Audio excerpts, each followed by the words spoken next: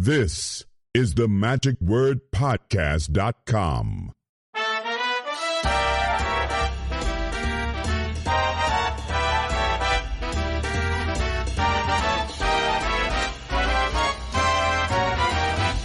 And now for something completely different. Hello, this is Scott Wells for the magicwordpodcast.com. Yes, this week we are going to bring you something completely different. We are going to visit the lizard man, who will tell us a little bit about the business of the sideshow. This is an interesting kind of vector we're taking here. When you stop and think about it, there were magicians who worked in sideshows back when there were freaks and geeks and everybody working those kinds of carnivals and shows and things, and doing the blade box and all that kind of a thing. When they had the tattooed man, the lizard lady, and the alligator man, and the big fatso, or Mongo, the huge, or whatever it was. Anyhow, back then they had all these different kinds of things. And today we still have our version of these kinds of shows, like Hell's A-Poppin' and other places where you can still see shows that feature these kinds of people who are outside of what some will consider normal. Let's just say that. How about that? Who really consider themselves as freaks. Maybe that's a better way to put it, because certainly our guest today, the Lizard Man, is someone who considers himself a freak to the point where he even tattooed that on his chest. And so he's loud and proud to be the Lizard Man, and we're going to talk about his tattoos, his full-body tattoos, and again, this is something that may not be for everybody, and if you want to see what it looks like, you do need to go to the website at themagicwordpodcast.com, where you will be able to see some of the photos and videos of what he has done to his body and what he does and how he became who he is, and a little bit about his travels. But I think it's kind of interesting not only to talk about that in some detail here this week, but also to talk about the business of sideshow business, as I said earlier, because we in the magic community are fortunate that we have a community that helps each other. And they have a community, but they really don't help each other. And there's some interesting reasons why, because they are quite unique. This is somewhat of an interesting story about how I came to be acquainted with the Lizard Man. Actually, Joshua J. lectured in Austin recently, and when he did, he was also taking some photographs for a project that he's doing, which, by the way, is phenomenal. And you have different people across the world, I should say, or all over the world, actually, in which he's doing card tricks for them. Anyhow, he was coming to Austin and wanted to take a picture with Richard Turner and also with Lizard Man. And both came to the lecture that evening. And in fact, we went out to dinner, first of all, with Richard Turner and Doug Gorman, and had a lovely evening. And then later at the lecture, Lizard Man was there, and I had an opportunity to chat with him. And I found him to be just a very fascinating intellectual gentleman, and I appreciated the conversation we had. And I said, man, we need to get together and actually do an episode. I think you have some fascinating things that the rest of the community would like to hear. So that's where the genesis began, and here's where we are today. And I think you're going to make perhaps a new friend then also. And certainly you will learn more about this side of our show business. So for the Magic Word Podcast, please welcome my guest this week, Lizard Man, here on The Magic Word. I am in Austin, Texas today, which is where I live, actually, in Georgetown, just north of Austin, Texas. And Austin has a slogan of Keep Austin Weird. And that's something that they take great pride in and trying to be unique in the United States. It's also it's a music city. It is really wonderful here in Austin. A lot of art, a lot of entertainment, a lot of weirdness as well.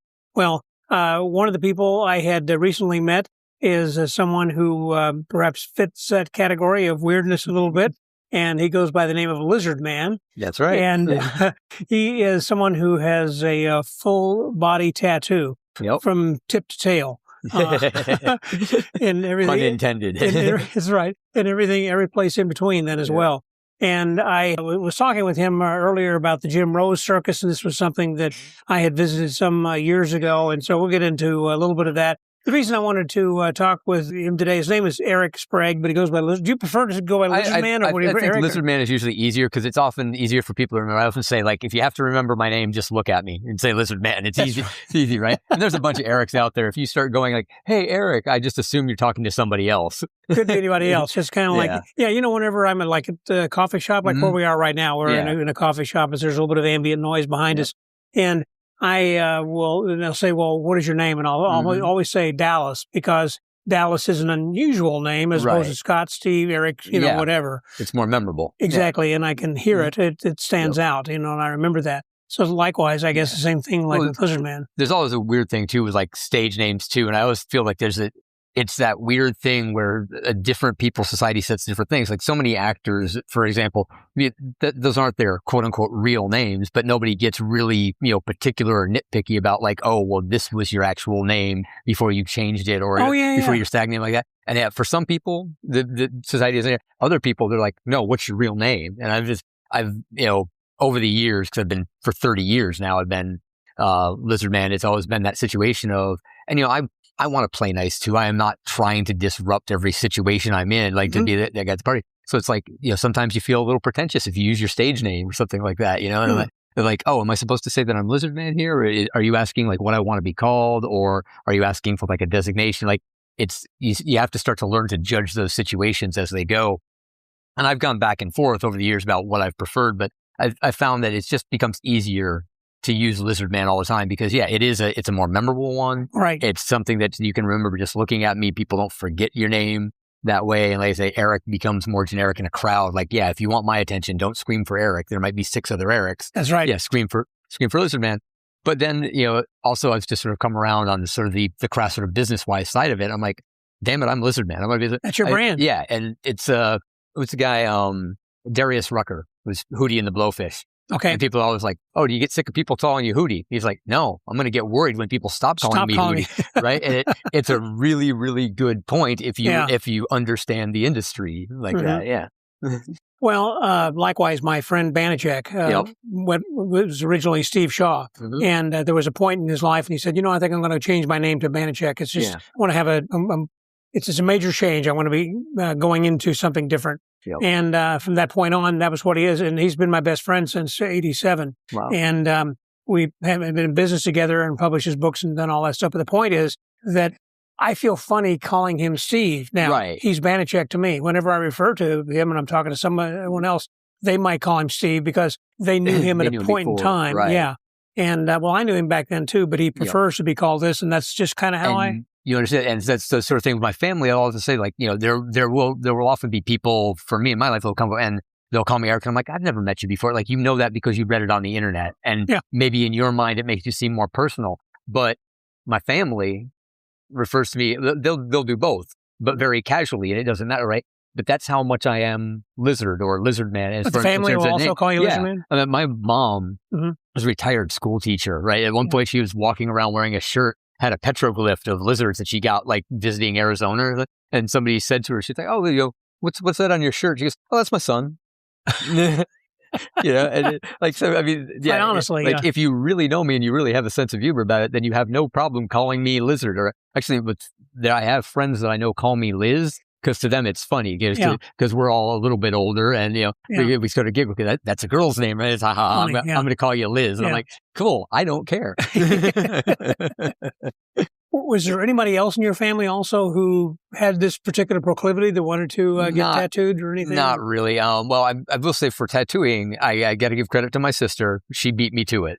I have a sister who's 3 years younger than me, and she turned 18, and she ran out and got tattooed as soon as she could. Now, me being 3 years older than her, I had been for like 3 years from the time I was 18, thinking about it, considering it, planning, but I didn't take the step. And she came out the gate and beat me right to the punch. She went out and got a very, typical 18-year-old girl in the 90s tattoo on her ankle. And, so not to be outdone, right? Then I started getting tattooed, but with the intent of doing my whole body. That was your original intent. You wanted to do the whole body. Yeah, I have a very different approach to tattooing than what most people are accustomed to. And I think, that's probably worked out very well for me in terms of like story and you say branding issues. Like with Ripley's, like it's not just, oh, here's a person who's completely covered themselves in tattoos, because that's still uncommon, right? But it's common enough that people are aware of it. That's a thing, right? But they think about it in terms of, oh, I got this tattoo. I started here, then I built up this, or maybe I've planned this arm, or, even people who have like dedicated plans, like I'm doing this here and this here. Yeah, I know a guy who does Disney characters, right. for example. Yeah. Or, Dick from Coney Island, right? He did the 4 elements on his 4 limbs. He went in with that plan, not knowing the exact design, but it was building up, piecemeal sort of thing. Whereas I came to tattooing as a young burgeoning performance artist looking for ways to do that. And before that, I had been very into the idea of using body painting and costuming in sort of my happenings and performances. Mm-hmm. And I had this idea about, creating a character. Like one of my things when I was a teacher, I always loved like Bigfoot and the Loch Ness Monster and things like that, but I loved them as hoaxes. I wanted to be the next big successful hoaxer, right? A legend that people... Yeah, exactly. Yeah. Like, the surgeon's photo for Loch Ness. I'm like, I wanted to be the surgeon. I was like, I want to figure out this cool way to fool everybody, right? And I wanted to combine that with my performance art by being this thing, like being a cryptozoological creature, non-human entity, like roaming around my college campus. So I would do weird things in the middle of the night in front of security cameras. I would make elaborate costumes. I would try during some performances, try to behave in a way that would make people question whether or not I was human or alien. And it's a very common sort of thing. Like we look at the mythology throughout time. There's, baby sealers, replacer, people, the elves replace your baby with one of their own. And then it moves all the way up to, sort of more modern interpretations are the body snatchers, the thing, aliens mimicking us. Like, how can we tell what is human? And as a philosophy student, I was really interested in that idea, which goes back to some of the early Socratic discussions. What is a human being? What makes a human human? What makes a person, a man, a man? And so I was bringing all these different ideas from all these different influences into different things together. And for a long time, it was just sort of a weird stew of ideas. And then around 96, like I was getting tattooed. I really sort of committed, like tattooing really did speak to me as a medium. So I wanted to be tattooed, and I recognized the power of it versus like painting or a costume. It's a permanent change. And that's right. It's a lifetime thing. Yeah. And you see it in people's reactions to you when you get a tattoo. And when you just get a tattoo on your arm, it will change the way people see you. It's not going to change your life dramatically, but you'll notice the differences. And so but around 96, things started to really coalesce into this idea of doing circus and sideshow, and the lizard man idea, the reptilian theme and characters started to come together then. Yeah. So it wasn't like that you went into it thinking, I want to be a lizard. I mean, do you like reptiles? I like them artistically, aesthetically, visually, and I like their symbology around the world. If you talk about the Norse world serpent or the serpent in the Garden of Eden, reptilians or reptiles occupy a very special place in human consciousness. And as a performance artist, I always had this underlying goal of don't make art, be art. So instead of creating a lizard man character thing like creature do, it's like be that, right? Actually challenge the idea of my humanity via my visual appearance and my behavior. Right. I mean, a lot of this is very student arty, and it's funny for me to talk about it now, more than 30 years later in my 50s, being like, yeah, that's what 18-year-old, 19-year-old me was thinking. And here's how it turned out, because, eventually the realities of the world started to show up. I did my time as a starving artist, realized I'm like, no, it's nice to have rent and not have roommates, right? And to actually own things and know where your next meal is coming from, right? Not sleep on the couch. Somewhere. Not couch surfing. I used to, because I knew the schedule of the art department meetings at my old college, I knew when they had these luncheon meetings. And the lunch would be set up while they're having the meetings. Yeah. And I would sneak down into the building. I knew where it was, and I would raid those lunches. And then I started getting all the department schedules. That's how I fed myself. Like my senior year and my first year out of college was by raiding professors' luncheons on campuses. And also, it's the typical, I'm sure because of different performers, traveling performers. I was a road guy. Like early on, it was, if it's not nailed down, take it. If it's nailed down, go buy a claw hammer, pull it up and take it. It's still yours, huh? Yeah. And it's like, and you never buy anything that you can somehow find or get for free. Hotels, oh yeah, I'm taking all the soap, all of that. I still have hotel towels from the 90s at my house. You're in survival mode, and you're living on a dream that's not paying. So that's what you do. Wow. But yeah, so when I went in, I knew I wanted to do, I came to tattooing as a way to do this sort of what I called back then my transformation project. And so I knew that it was that I was going in with an all or nothing attitude. I just hadn't figured out how I was going to make it work. So in the meantime, and also to figure out whether or not I could actually handle it, because a full body tattoo is a serious commitment. It is a commitment of physical endurance. Yeah. You go get a sleeve done or whatever, people start to realize the bigger tattoos. That's why you often see heavily tattooed people look at me and go like, wow, because they actually know. Because they have a reference point and they go, oh, well, I did 50 hours and he's done 700. So they know what 50 hours took out of them. Yeah. Yeah. So they look at me and go, wow, 700 is something. And that's might be more than that. But yeah, so it was, in order for me just to figure out what I was doing, I started planning and designing bits and pieces and was covering, working on my body and thinking, well, even if I can never do my face or hands because of practical concerns, I will go that far and then hopefully get to cross those boundaries later on. As it worked out, when I got to sort of like doing my arms, my fingertips, it was by rushing past those sort of into those taboo areas that actually served me well career-wise. Very suddenly having very public facing, having tattooed hands, having a tattooed face, even before the rest of my body was done, because it was still enough to sell the character and perpetuate my show. Mm-hmm. And did you have the same tattoo artist do all of that, or were there multiple? I mean, 700 hours. Right. Yeah. No, there've been multiple artists over the years. So one of my biggest influences was the great Omi, who was sort of golden age, famous tattooed man. And it's a lot of similarities. Like I stretched my ears because I like to stretch ears, filed teeth. That's something I was interested in anyway, but there's a big influence from him coming through. And he was tattooed by a famous tattoo artist, George Burchett. And they also say that George Burchett did all his tattoos. Well, he did all his Omi tattoos because Omi actually started off. His name is Omi, O-M-I? O-M-I, yeah. Okay. Yeah. It's a reference to the first tattooed islander ever brought back to the UK by, I think it was Captain Cook, Omai, who was O-M-A-I. And, that's sort of what kicked off the bringing tattooed natives being brought back, caused such a spectacle that, of course, a couple of clever people went, well, why do we have to go halfway around the world to the Polynesian islands and kidnap somebody? I can get tattooed here and I can be the tattooed attraction and I can collect all the money without going and being a sailor and doing it. Right. So when you start getting people like actively tattooing themselves for profit, that, historically that comes a bit later. But yeah, Omi was a big influence for me. And because he had a whole body theme. And I also, once I had the idea, right, I actually treated it because at heart, I'm a nerd. I'm a bookworm nerd, and that's, always what I was supposed to be. So I treat everything like a school assignment, especially back then. So I started researching tattoos. I started researching circus and sideshow. I found the most popular and successful tattooed attractions throughout history. And I said, what binds them together? Like, if I'm going to do this, I got to have a plan to succeed, right? You don't do anything without a plan. Right. It's one of those things. I would say that I was given all the right lessons to be able to make impossible things possible. Because I don't blunder into that. Or what's my old business card? Oh, doing the ill-advised and downright dangerous for your entertainment. But one of the other ones, when somebody asked me what I do, I say, I do the dumbest things you've ever heard of in the smartest possible ways. Because I figure out how to do them and survive. Right. Yeah. And to make them entertaining in the process. So in all this study, I came up with a plan. I realized that it's got to be full body, right? People who don't go to the face, it's almost the glass ceiling of being a tattooed attraction.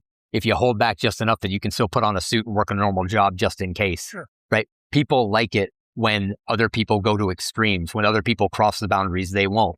That's part of the draw. That's part of the attraction, right? So you got to go face, you got to go head, it's got to go all the way. It's got to be thematic, and it's got to be something that touches something that's already, it can be brand new. That's great, but that's much riskier than touching something that's already there. There's the reptilian aspect, which is something I knew from my own fascination with reptiles and aesthetically in their symbology, that I wasn't the only person, right? There's volumes written upon this. There's entire psychological theories based on snakes as phalluses, right? Right. And all right. So I'm like, I can key into all of that. And also I was an 80s conspiracy kid, so I knew about David Icke and the Hollow Earth and the interdimensional reptilians and shape-shifting politicians. I'd heard all that stuff as a skeptic. I had been, gone through all of that and knew about it. So I'm like, I can exploit this. I can make this all work. And so that's when things started to come together for me, and I really started to see, the overall vision. But that's definitely a process of years. That's basically my entire life up to that point, almost kind of coalescing. Wow. That's a lot of work into committing to that kind of, making that kind of a commitment, I guess. Yeah. I'm an overthinker, so I overthought it. And in doing that, about how many different? We're going back to the tattoo artist question. I was mentioning George Burchett because of Omi and that I wanted to be like Omi and stay. I go on tangents horribly. I'll try and bring you back. Yeah, it's a good job. You got me back. So I started off with a tattoo artist named Mad Pup in upstate New York, which is where I'm from and where I was living when I got started with tattooing. And my goal was to have him do the entirety of my body.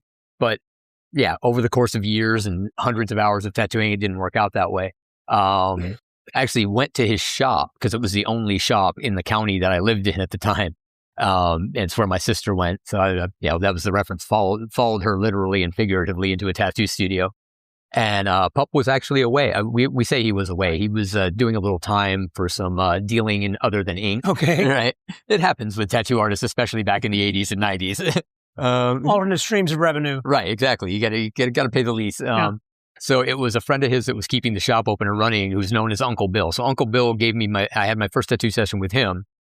When I came back, Pup was back. And and it was his shop, and Bill was an in and out artist, so that wasn't going to be able to be like a long-term sort of thing anyways, whether or not he was a trucker who also tattooed. Mm-hmm. So if he was in town, he might be in there and take walk-ins. If he wasn't, you wouldn't get to him. So I did want to find an artist at that point. I found Pup, and Mad Pup is exactly what you think of if you think of an 80s, 90s biker tattoo artist in a strip mall shop. He was that life, he's that personality, and I loved it. I felt immediately at home. We were friends. I liked this guy. So, was he a good artist? Oh yeah, and that's with tattooing. It's funny, like because it's client based. It's not how good of an artist you are. It's how good you are at bringing the client's idea to life in their skin, to actually doing the tattoo they want. Right? Okay. It's sort of like painting somebody's house. Like, they're a house painter. Are they a great artist? I'm like, no, it's about getting a coat of paint on, right? It's not about whether or not they can do the most photorealistic skull or whatever, or what's going to be juried in an art show. It's about whether or not the person whose body it's on feels that it has been done properly. You have an audience of one that you have to please as a tattoo artist, as opposed to being more broadly an artist trying to appeal to the public. So I often say with tattoo artists, it's like, look, it's a matter of, are they able to do technically what you want them to do to bring your vision out? And I mean, for me, that's just scales and flat green. I am the least challenging tattoo for a tattoo artist that there is. Yeah. I've often said of the people that have worked on me, I am a waste of your artistic talents because I make you do flat green like a house painter. Mm-hmm. Right. So Pup did hundreds of hours on me. He did almost the entirety of my original outline. But as things... Is there anything other than just scales that is... there are black markings like this that sort of, work over the scales. In different places. And of course, this is the one that probably a lot of people, I haven't seen my chest in a few days. It says freak. It says freak across my chest, which a lot of people, it's funny. I get, comments on the internet. They'll be like, oh, you freak on his chest. They don't realize that was one of the last things that I ever did. Mm-hmm. Because to me, I was waiting until I felt like I earned it, till I deserved to have that label on my body. Because to me, freak is an honorific. Did you enjoy the movie?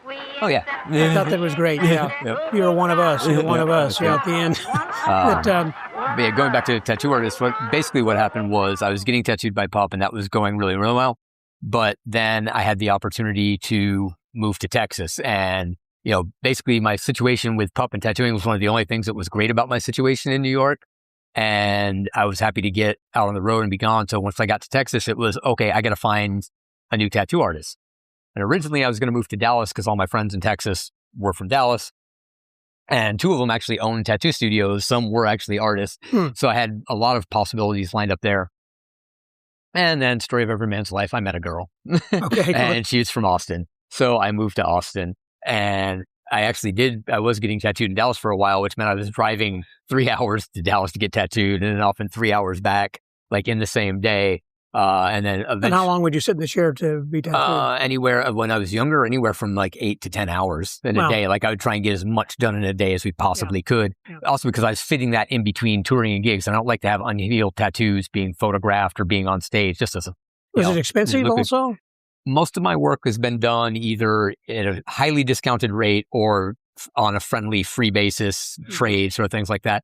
Once I got a little bit of notoriety, and this still happens to this day, people come like, hey man, if you ever want a tattoo, come down, no charge. People, let me do one scale. Let me do one scale. Yeah. So like that. And for example, Enigma, his puzzle pieces, right. he he's made a concentrated effort to get as many artists as possible work on him. At one point, he had the world record for the most artists working on him at one time. There were like 12 dudes, like all bent around him, like each doing one thing. And I kind of thought, I had two thoughts when he started doing that. I was like, well, that's his approach. I don't want to be, stepping on his toes if that's significant to him. And also, I just want to do it my own way. And like I said, I had that idea of with Brigitte doing all my tattoos. Even when I had to start going to other artists, I was like, I'm going to keep this kind of minimal. And I also want to keep it special. If you walk into a room of tattoo artists and say, who here tattooed the lizard man? I want, maybe one hand to go, not a lot. I want it to be a very significant thing. Exclusive group. Right. As opposed to being like, oh yeah, I did a scale. I mean, that's just a personal bias or thing like that. So I managed to keep it down to, there are 5 artists that have worked on my body generally that you would think of. And then there were 2 specialists, the woman who did my eyelids, the woman who did my lips, four people that have worked on scales and blackboard around my body.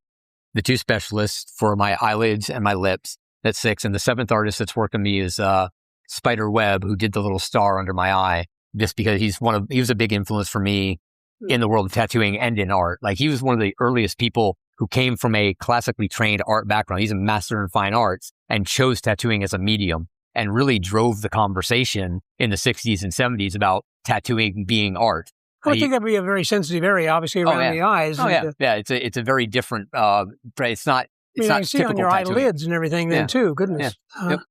Yeah, it was funny. So the artist that did my eyelids, she was used to doing eyeliner, permanent makeup for women, and I came in. I was like, "Can you do the entire eye socket?" And she was like, "I don't see why not, but I've never done it." It's like, well, when do you want to do it? Wow. Yeah. And also, of all the different places on your body where you have gotten tattoos, what was perhaps the most painful? Right. That was the most common. It's one of the most common questions. And my go-to answers are my nose and the stripe along the top of my head. Look, but the thing is, pain is so subjective and so personal. No one knows anyone else's pain, right? That's true. You get tattooed, I get tattooed. We have a vague idea of what it might have felt like to you back and forth. Like, I see people, get the tiniest tattoos and pass out, right? Yeah. And, and there's all these other comparisons. So what it comes down to is, everybody's going to have their spots that are going to go to them. There's some general consensus, like a lot of people talk about armpits, things like that. Yeah. The lucky thing is that most people will never have to know what it feels like to get their nose tattooed. So they won't know that pain. I know that pain and I don't want to feel it again. Right. Well, that's one thing is when you only have one nose, you only have to do it one time, too.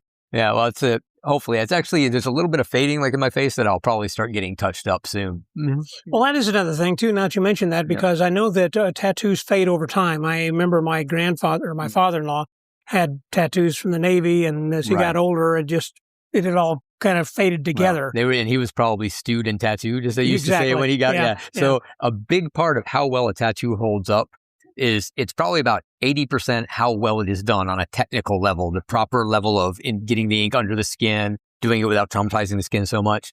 And then the next huge chunk is the condition of the person. So if you're drunk and you're bleeding out, your blood is thinned and you're not taking care of it, proper aftercare, that's going to affect it. But you do all of that right. The next big thing that's going to affect it is time and exposure to the sun.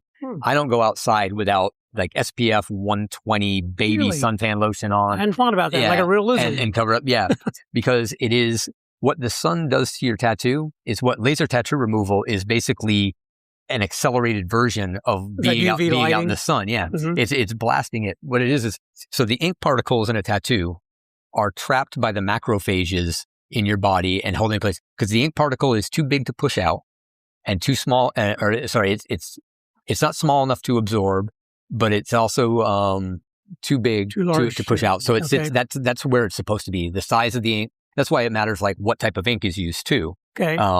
So there used to be a whole thing. Tattoo artists used to mix their own inks, and everybody had their own secret formula. This guy's got the best black. This guy's got the best blue. And it all comes down to having ink particles that are going to sit in your skin right if they're injected at the right depth by the tattoo artist. When the UV light hits it or a laser hits it, what happens is that ink particle gets degraded. It starts to break up. If it gets small enough, the macrophages can now absorb it. That's your tattoo breaking down in your body and being absorbed. When you laser remove a tattoo, you burst all the particles with laser. Oh, that makes sense. And then your body absorbs it. That's also why you can see when someone's had a tattoo removed, there's a lack of pigment in the skin there because it's indiscriminate about what it's blasting. It's basically you're stripping it down to base at that point. So basically over time you can expect, unless you go underground and stay at a UV light, you can expect some degradation just from sun exposure.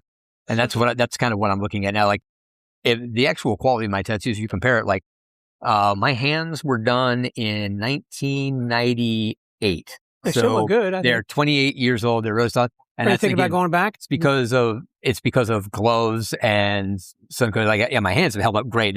It's not going to get much better than that. It's also knuckle skin, things like this. There are some areas where it's just really hard to getting to hold. And you're how old now? 53. Yeah.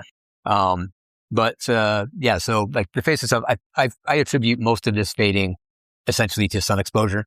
I mean, I've spent a decade in Australia being a talker outside a tent in the Australian sun. So that probably, even though I was slathered in suntan lotion, you can only do so much. Well, now, beyond the tattoos, then there's also then the body art. You have implants that are above your eyebrows and everything. So are those magnetic? Are those balls? These are actually bearings? Teflon. They're plastic. So, okay. Yeah, it's the same thing as Teflon coating or plastic knee, plastic hip. That's actually that was the reason that Teflon, and my implants are Teflon because they were done early on in the 90s when subdermal implants were just sort of becoming a possibility, a thing. Steve Hayworth is the guy who developed them and who did mine. And he was using Teflon because we knew it was biocompatible. Because of plastic knees, plastic hips, chin implants, things like that, we knew that the body would allow and be okay with a piece of Teflon being shoved in it permanently, indefinitely. Right. Modern implants are typically silicone because with silicone, you can make a narrower incision and then compress the implant to put it in so you cause less trauma going in. Whereas like to get these in, we had to make an incision on each side that's basically a little bit larger than the full diameter of the base of the largest horn. Okay. And then a surgical elevator went in and lifted up the skin, pulled it away to create a pocket, and then each piece was put inside. The way you do that nowadays is you do a very narrow incision, you put an elevator in, you go, and you would work around inside there, picking up what you need to, take a compressed implant, pop it in, and only a couple of sutures that are there. And also, over time, this is, again, 28 years ago. 98, my implants were done too. Steve and other people who do the procedure now have kind of refined it so it's a lot less traumatic. But when my implants were done on my forehead, I had a Cro-Magnon caveman forehead. The swelling was so big that it was smooth. Both my eyes were completely black. The bruising and the blood flow down gave me two like full raccoon eyes. Yeah, it was several weeks before I looked like I hadn't been in the losing end of a baseball bat fight. And that's what it felt like. I had been told before I got implants, they said, whenever you get an implant, it feels like you get hit with a baseball bat wherever you get the implant. I'm like, yeah, I haven't been, I got cracked in the head with a hockey stick as a teenager in a floor hockey game. Mm-hmm. But that was pretty close to getting my implants. So the same kind of feeling. The throbbing. It's the only time in my life that I have both vomited and hallucinated from pain. Now, other kinds of body enhancements, like you're talking about the rings in your ears as well. So stretched earlobe, stretched septum that I wear jewelry in. But over the years, I've had most body piercings that you think of. Before I had my implants, I had my eyebrows pierced. I've pierced myself, take jewelry in and out just for fun. I kind of settled on Prince Albert also. I actually had an abracadabra. Instead of going in the bottom and out the urethra like a Prince Albert, I went straight through the head, straight through the glands, top to bottom. That's the piercing that often gets mentioned because it's referenced in the Kama Sutra. Okay. Yep. But yeah, I had frenum ladders and things like that as well. But let's see, I'm trying to think of like other stuff. So yeah, implants, teeth, piercings, and my tongue split. Yeah, that's what I was going to touch. I was making sure we didn't miss anything before the tongue. Yeah. Well, the teeth. I guess I was going to ask you a little bit more about that. About filing it down. I mean, what made you think, oh, this is a good idea? I think I'll be able to chew my food easier. Well, I actually was thinking about fangs. And as a lizard. Yeah, but it's more like almost more like serpent fangs. And I was kind of playing around with the idea, especially when I was younger. When I did a lot of stuff, I quickly developed after I did some of the heavier things that I started waiting a year. If I had an idea, I'd make myself wait a year. But there were times early on where I rushed way past that. So the surgeon who did my tongue, because he was an oral maxillofacial surgeon, I also talked to him about removing some of my teeth and replacing with implants.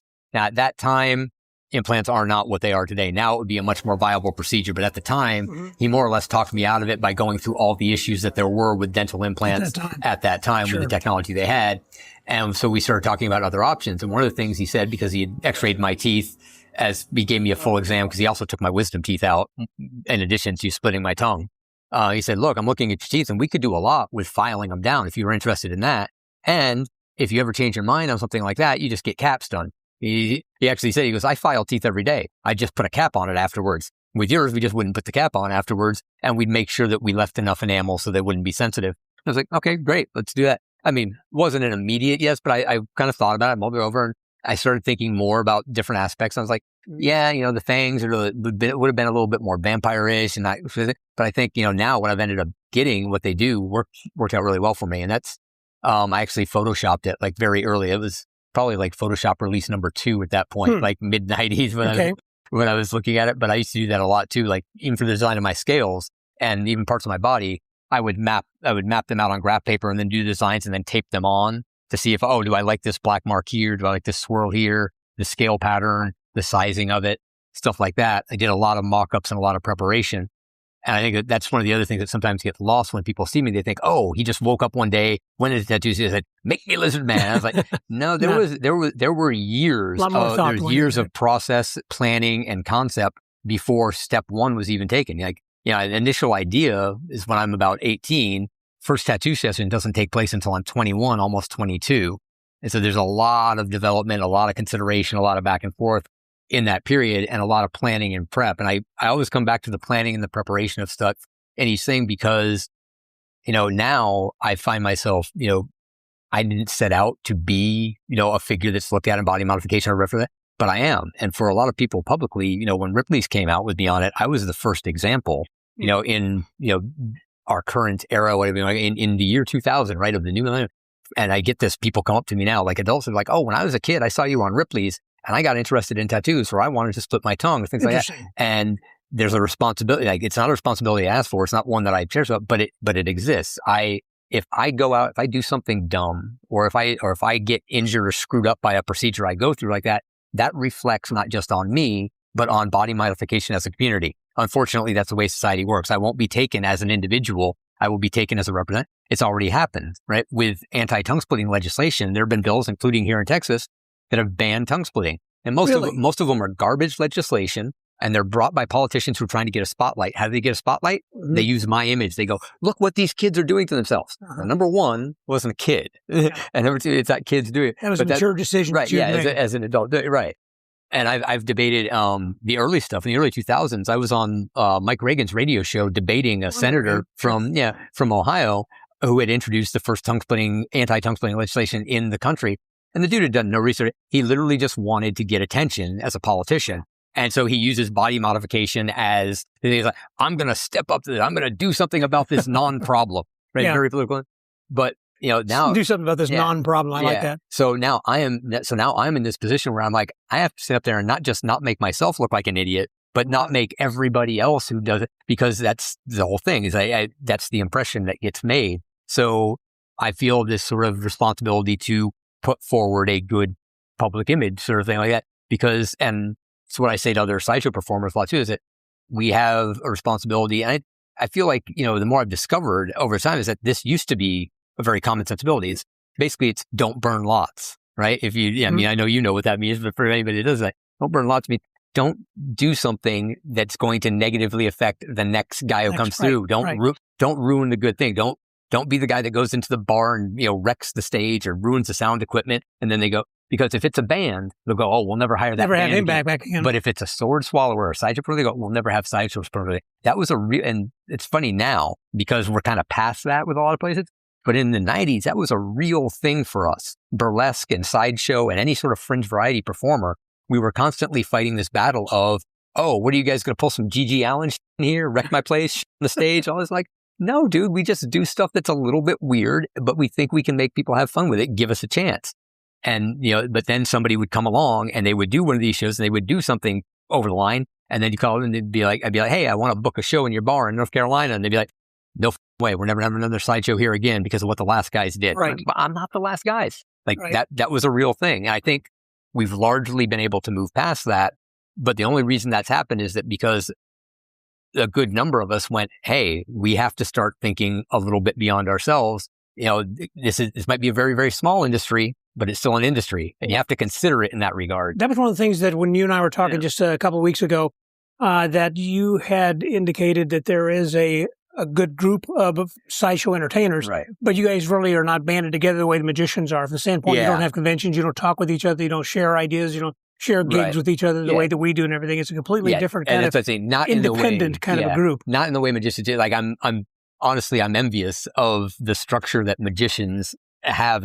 That if right now, if you take two people who are just starting out, like, kids who are like, one of them was like, I want to be a magician. The other one goes like, I want to be a sword swallowing, fire breathing sideshow performer, right?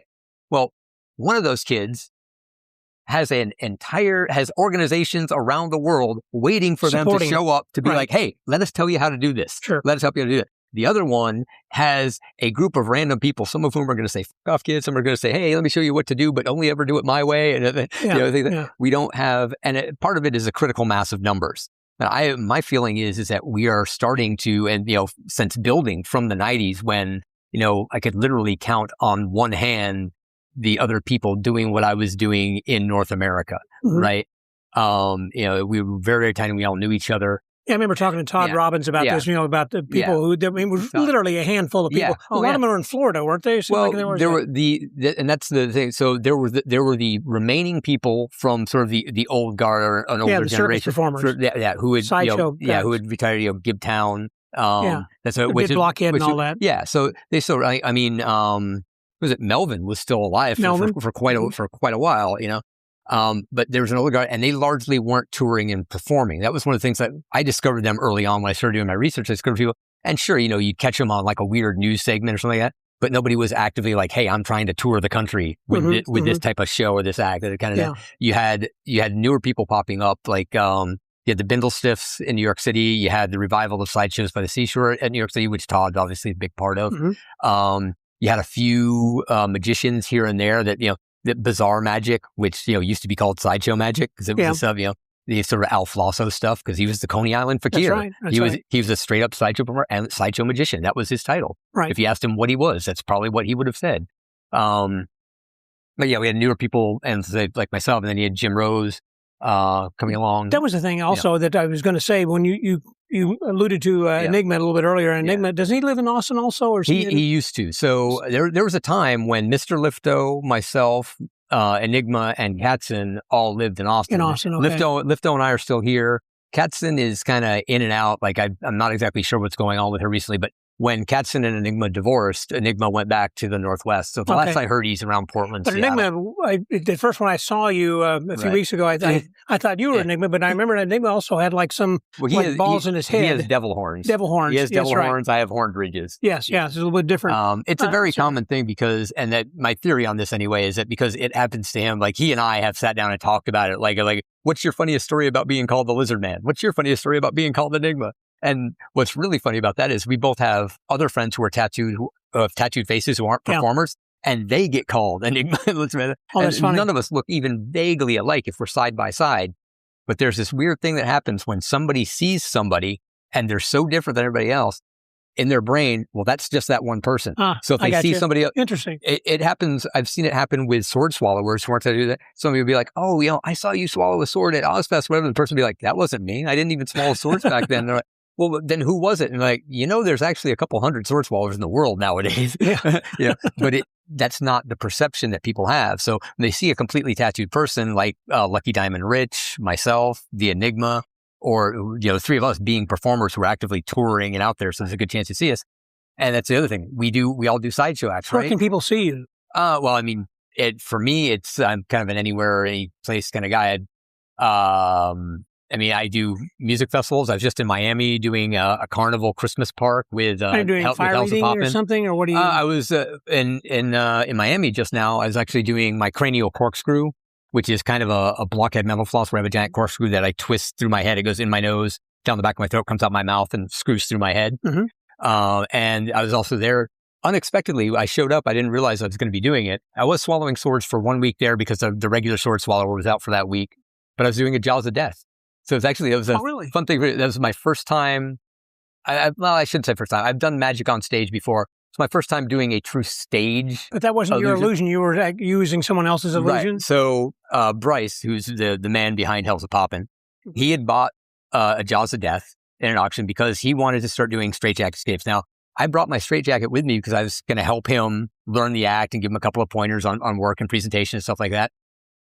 But when I got there, I found out that he had bought this Jaws of Death and he didn't want to not use it. So he said, I'm not ready to do it. Do you want to do it? And I was like, do I want to hang upside down, do a straitjacket escape? And hell yeah, I want to do that. Getting to do it inverted that much because my straitjacket routine is very much like a street show routine. Yeah, where it's comedy oriented. It's on the ground. And you're on the ground, right? Yeah, you're standing up. I'm selling a comedic struggle, not a death defying act. Gotcha. Right. So this was a way for me to do an act that I've been doing for 30 years in a new way and fun. And it turns out I really do like hanging upside down. I was going to ask about the Jim Rose Circus. Kind of circling back to that. Boy, there's so much I really want to talk to. And that is, a lot of people may not remember or even know who Jim Rose Circus was. Right. And that's not necessarily a bad thing. No, it's not. One of my favorite quotes, whenever I went to see the show that night, there was a friend of mine, his name was Claude Crow, who was a magician that was a collector in Texas. Anyhow, he said, Scott, this show is going to change your life, but not necessarily for the better, And man, I mean, to begin with, when they had these guys come in with chainsaws, they're kind of... Yeah, the chainsaw football routine. Yeah, they kind of got going through the audience, just getting people all hyped up. Then to begin with, it didn't start till like 1 a.m. and we were all standing up on this concrete floor. And then Jim Rose would come out. I remember him doing... some standard stuff as far as like maybe sword swallowing or razor blade eating or whatever. But he was. Here's the whole thing with Jim was Jim learned to block it, but it was always a big thing that he did the razor blades. Yeah, the razor blades. He did the razor blades and he did gaffed glass. So it was always there was always a little bit of friction at the point because Jim would get on the rest of us who are doing real stunts with no gaffs, no gimmicks whatsoever,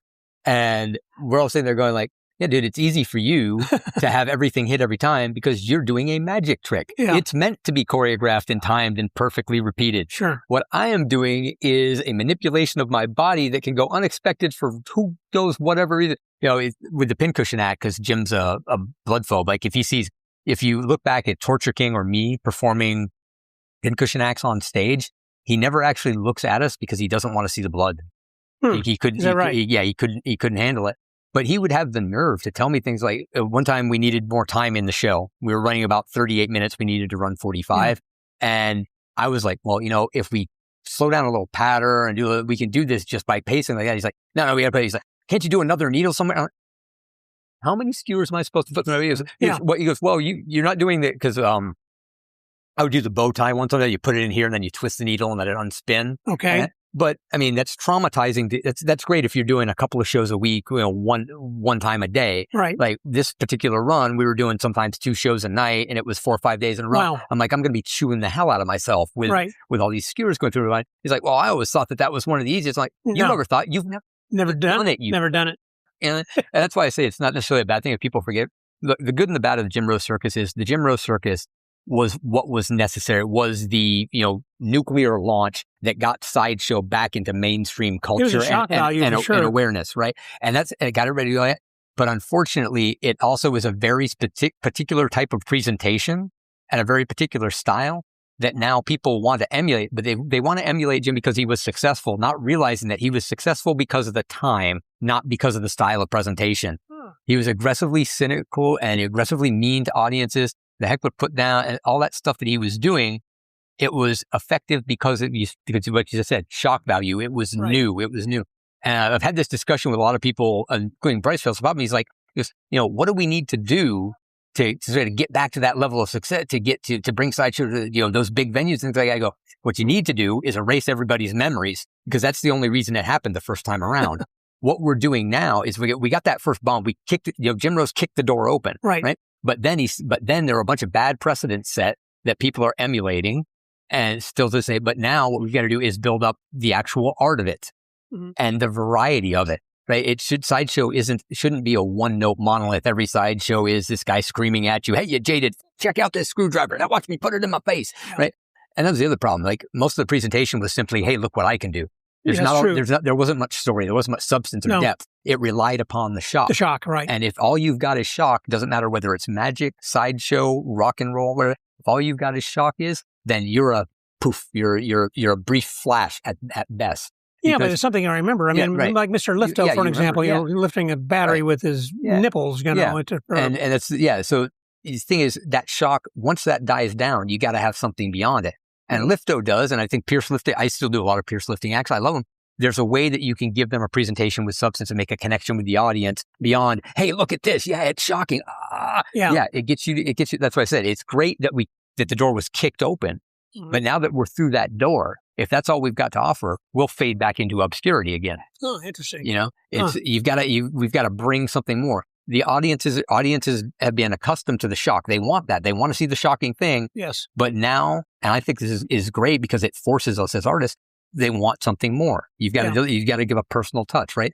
I don't do the human blockhead. I do the lizard blockhead. The lizard blockhead, right? How's that different? It's because it's me doing it. Well, okay. But I say you understand this as a magician. Cut to more to the point. It's still a nail in the nose. You do not sell, and for me, as all the years I've spent as a talker inside and outside for shows and that, I don't sell acts. I sell performers, right? Great. You can shoot a bow and arrow with your feet. I know a dozen people who can do that. Why do I want to see you do it? Oh, you can hammer a nail into your face. Why do I want to see it? Because it's hammering a nail in your face. No, we can see that on the internet. You can pull out your phone and do it. There's, when I started doing blockhead, I maybe knew 5, 6 other people who do blockhead. Now everybody I know in the industry does blockhead, including people who don't do it on stage. But why do they want to see my blockhead? Because I'm the lizard man and I do the lizard blockhead. Or, Keith Bindlesmith has a great one where he, when he does Mr. Pennygaff and he's dressed sort of classically vaudeville like that, he doesn't use a drill or hammer nail. He gets the old wood screw out, right? Oh, okay. Keith Bindlesmith. The crank thing. Yeah. Okay. So you've got to start making the act personal and you've got to start making the act have a little story and a little substance. Give the audience more. Get it to them there, right? Again, like I say, you don't sell the act, which is, we've got to change. I mean, you can, but those are the easy tickets. Those are the ones that you'll always sell, right? If you want to sell 5 tickets to every show, fine. I got a chainsaw juggler in here. Who wants to see him? 5, 10, 15 people, right? Bring the chainsaw juggler out. I go, this man, son of a lumberjack, grew up in the woods, handling chainsaws since a Can have a good backstory. Right, exactly. Just like AGT. Right, yeah, I'm not selling the chainsaw juggling. I'm selling the chainsaw juggler. Right. I'm not selling the foot archery. I'm selling the foot archer. I'm not selling the guy who was covered in tattoos. I'm selling my story of it. And I get my reasoning for that. And the reason I think that way in terms of it is something that I learned in studying tattooed attractions, right? The most successful ones, right? They had a story. This goes back to the first truly world conquering tattooed man, Prince Constantine, who also had a dozen other stage names. He'd change it, fix it, adapt it, make it better for wherever he went. But he had this bullshit story. He's captured in the Far East and he was, given 3 ways that he could die. And one of them was to be tattooed to death. But he survived the tattooing. Okay. So they were so impressed, they let him go. And in some of the versions, they didn't just let him go. He got a beautiful wife from there. And then he traveled back and now he displays it.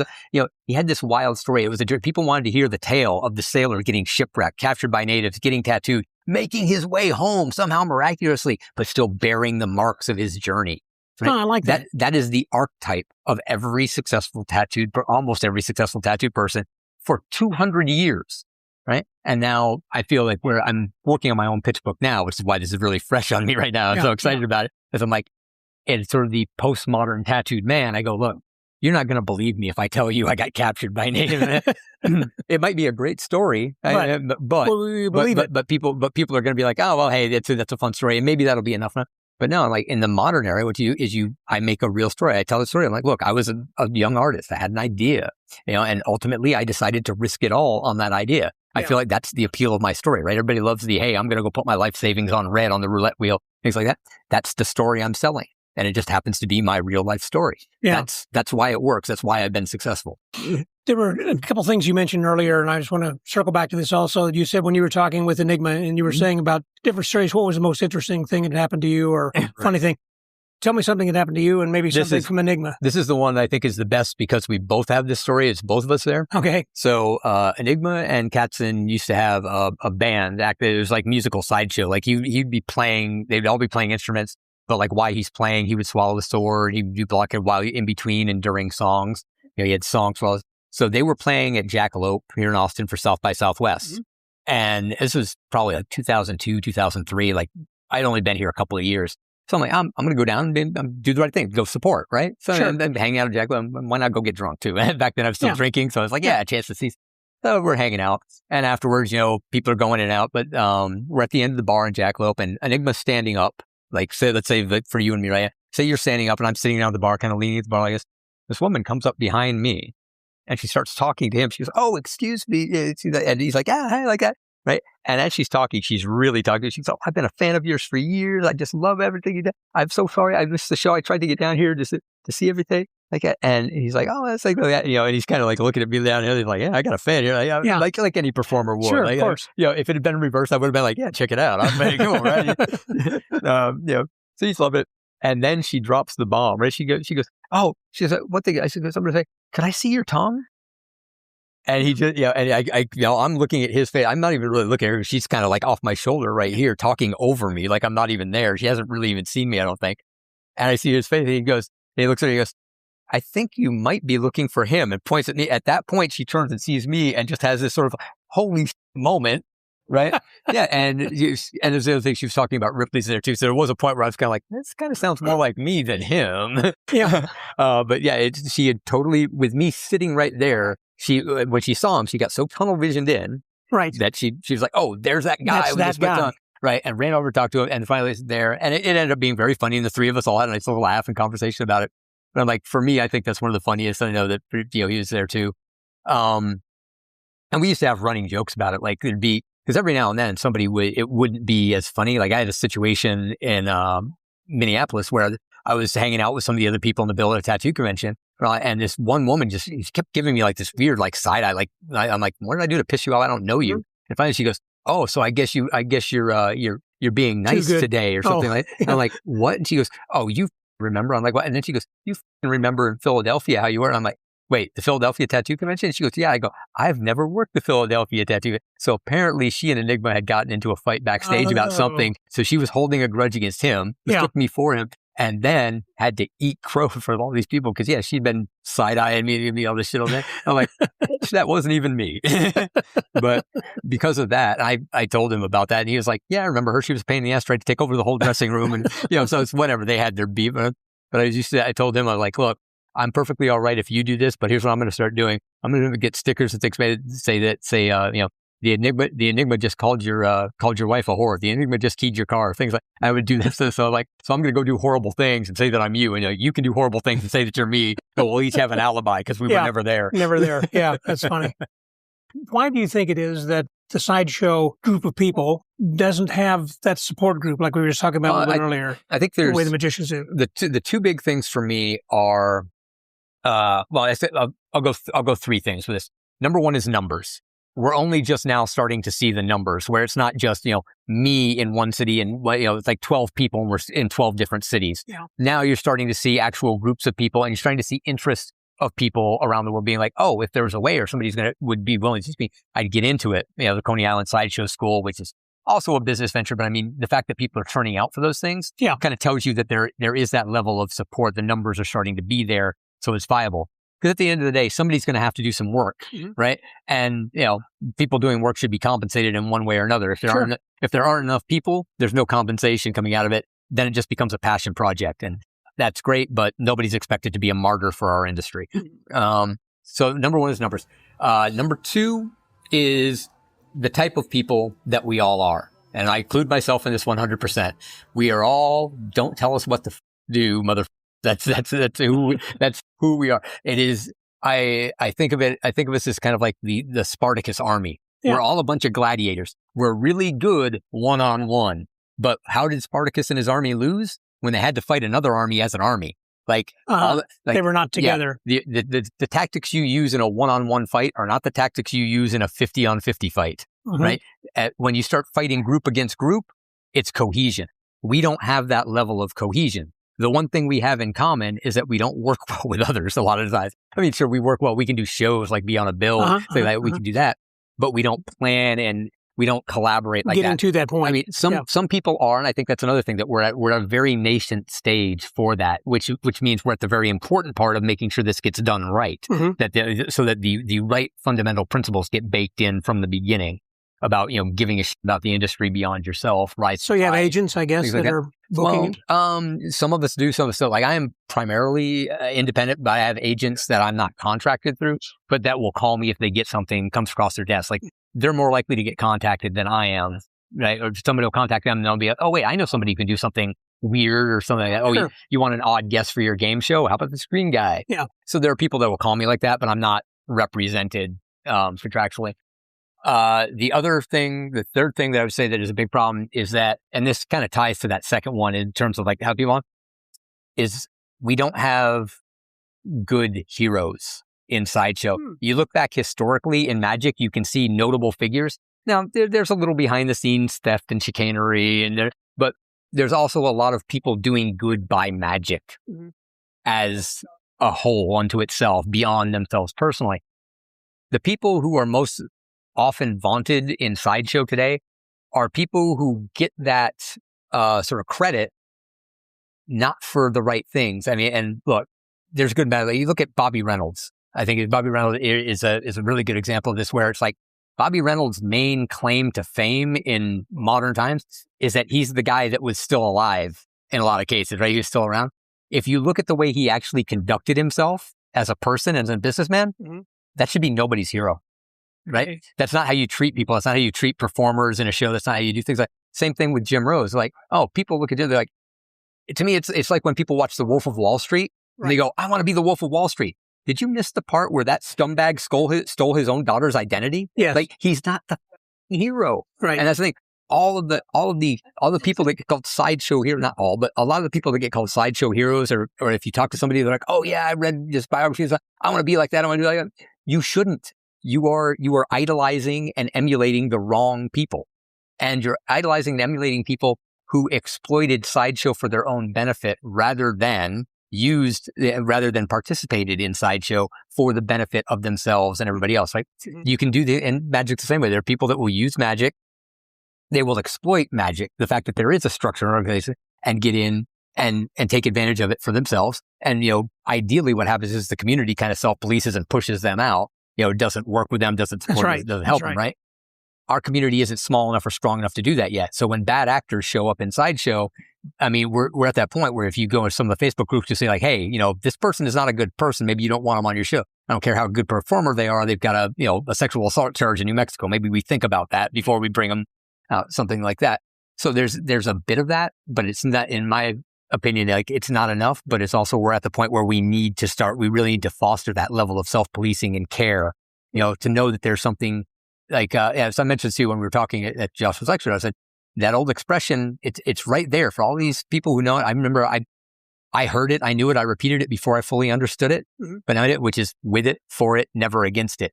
The it is sideshow. Yeah, I mean, and you can broaden it. You can use that for anything. You use it for Magic, you can use it for rock and roll, right? It's the industry is bigger. And that's why I say it's the rising tide phenomenon, right? Jim Rose didn't give a shit about rising the tide. The fact that he helped kick open the door for modern sideshow is something that was completely beside the point for him, and something that he only now retrospectively wants to claim for his own benefit. It's not that he wants the history to be there for people to understand how hard it was to kick that door in. He just wants more profit from it. Right? I see. Yeah. One last thing as we wrap up over here, then too, and that is, I've always thought there was a difference between a geek and a nerd. A nerd would be someone, who's just like a computer nerd or something. Yeah. And a geek has always been someone who bites the heads off chickens. Bites the heads off live animals, yeah. Have you ever worked with or seen, does that really exist? Is there anybody like that? There is what I would say reliable historical evidence of geek shows taking place. They are sort of the lowest denominator of single O. It's like, you could get anybody who's willing to do it in that tent. Usually, the old stories, they were drunk or had mental health issues. Right. Probably both, right? Yeah, probably both substance and mental health issues. In modern parlance, I think what we mainly have is acts that I've done, like the insectivore. Like, I didn't sell eating bugs. I sold, hey, I'm the lizard man. Of course I eat bugs. Of course you eat bugs. It's a natural thing. Yeah. But, other people, so at Carnival, Diablo had an amazing act. They had this woman, she'd come out, sort of done up as a young girl having a special tea party. But then instead of cakes and teas, it was bugs and worms and things that she's eating. So I think the modern version, that's what you see because, people aren't going to stand for, just straight up animal abuse. I wouldn't think so today. You can't. And they shouldn't either. Like, no. And it's funny how well that defined is. For a long time, I was doing the old, it's a street frontier act in, sort of India, but, in the U.S., I think it's only myself and Johnny, somebody who's also on Ripley's doing it, but the snake up the nose. So I would take rough green snakes, throw them up my nose, snort them, and I'd come out my mouth. So I'd have the snake mental floss through my head. Mm-hmm. And I was doing that. You know how hard I tried to get people to protest me? I did everything short of actually abuse that animal to get people to, because I thought it would be funny. I'm like, hey, where's the notoriety? Why doesn't anybody care that I'm shoving a snake up my? Yeah, I would think that PETA would be all over you. Yeah, I was actually sort of begging. I was like, man, I wish they would. Exactly. Because I'm ready for them. Yeah. Well, the name of my podcast is called the Magic Word Podcast. So I always like to close by asking, what is it that is your word? What is it that's important to you? What's your philosophy? A single word? Yeah, a word or a phrase. Could be a couple words. I think the one that sticks out for me, and I can look back and find its importance in different parts of my life, is never give up.